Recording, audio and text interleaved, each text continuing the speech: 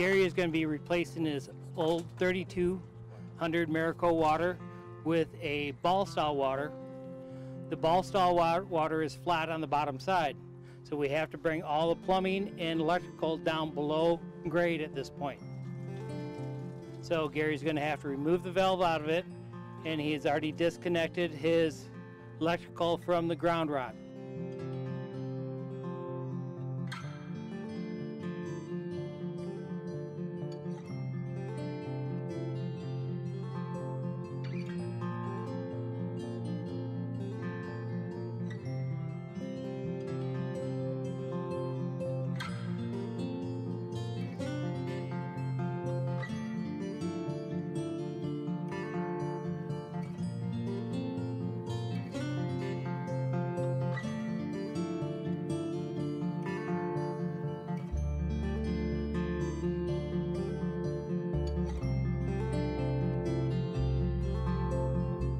Okay, Gary will be attaching the bottom gasket material to the bottom of the tank. He's going to add a little bit of heat to the plastic to warm it up so the glue sets easier.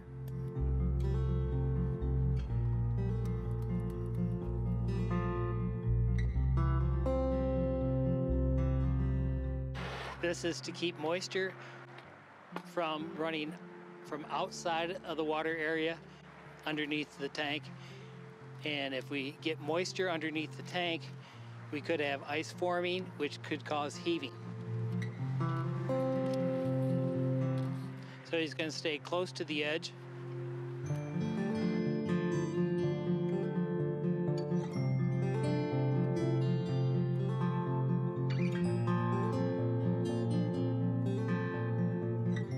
What Gary is doing right now is he's staking the anchor clips, and he's going to mount them right now where it's easier to reach.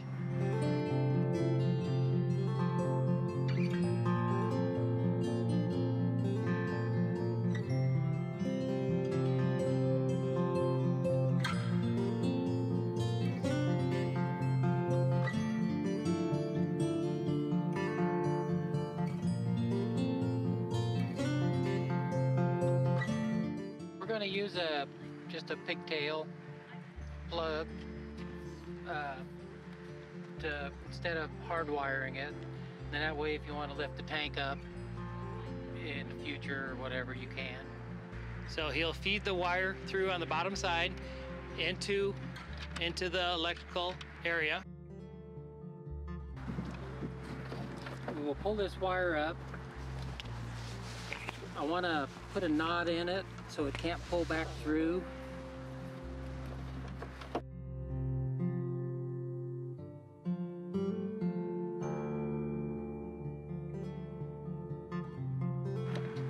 Well, we're ready to set it over.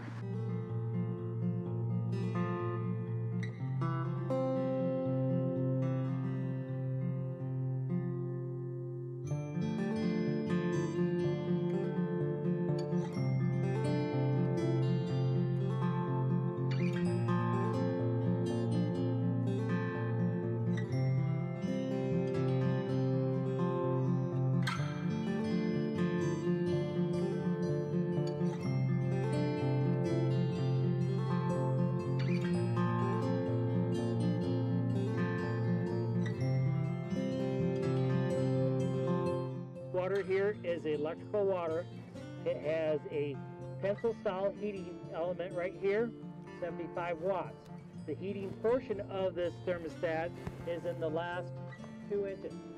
The rest of it is just space trying to get away from the plastic. Okay, the thermostat is located flush to the inside. These heaters last a long time, but typically if one fails, it's usually the heater and not the thermostat. One way to test which one is bad would be to wire the element direct, bypassing the thermostat. If it turns on, it's good. Now Gary's going to be doing the plumbing side of things.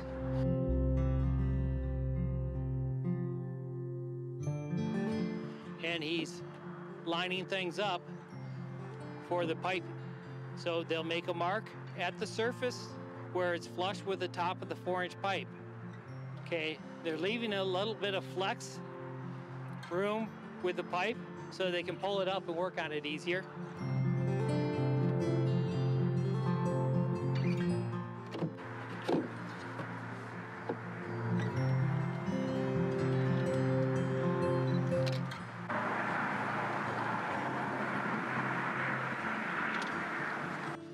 Okay, at this point we're going to add the adhesive, the PVC glue, to the 4-inch pipe so it fits down tight in that collar.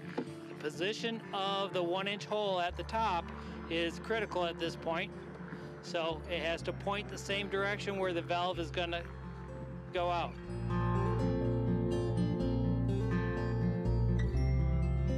So he has it pointed towards the furthest wall. The elbow is formed to fit in that hole tightly. With this valve, hand tight is good enough. Bring it to the point where it lines up straight up and down. Don't over tighten it. Okay, Gary is connecting the float arm or float assembly to the valve right now.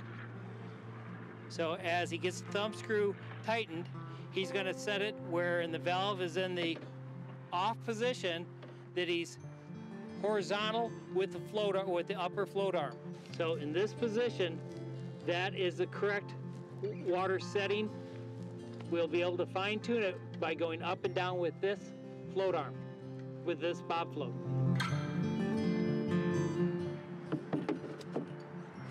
Okay, this is a removable end section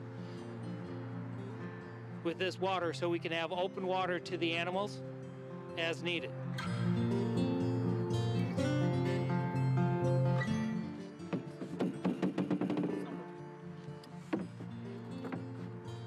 Okay, on this one I have a gasket between the two sides. I have a gasket on the underneath side that will seal right here. These are not water gaskets, these are to stop the airflow side of things.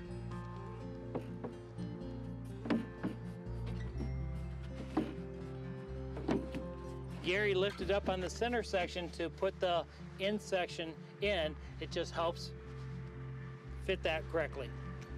If I bring new cattle in and you're concerned about them getting water right away, having no experience with a ball style, I might pop my end section out to have them have access to open water immediately.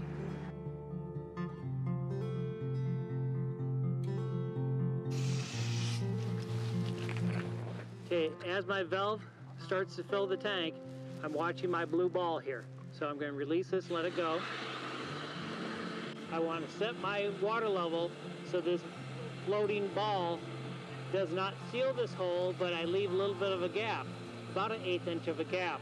So you see the valve starts to slow down right now, and Gary had preset it so it's horizontally straight out. Pressure here is 60 psi, and this gray valve is good up to 90 psi. Okay, the valve's starting to shut off right now, and the ball is still not filling the hole. So I'm going to raise the vertical portion of this float arm. So I'm going to loosen my wing nut. I'm going to spin this up a little bit to raise my float arm.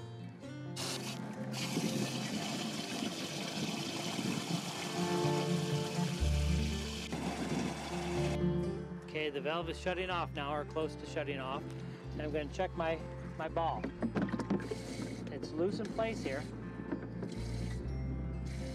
So as I submerge the ball a little bit and release it, I want it to bob around 3 or 4 times.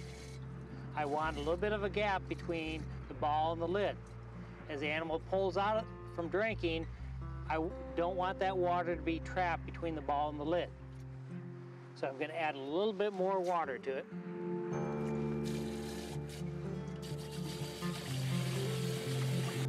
Okay, now the valve has stopped.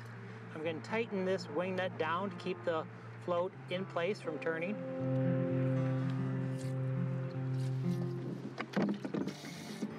As you can see, the ball will bob around a few times and stop. Okay, that is set correctly. To access your valve area, you can do it with 2 bolts.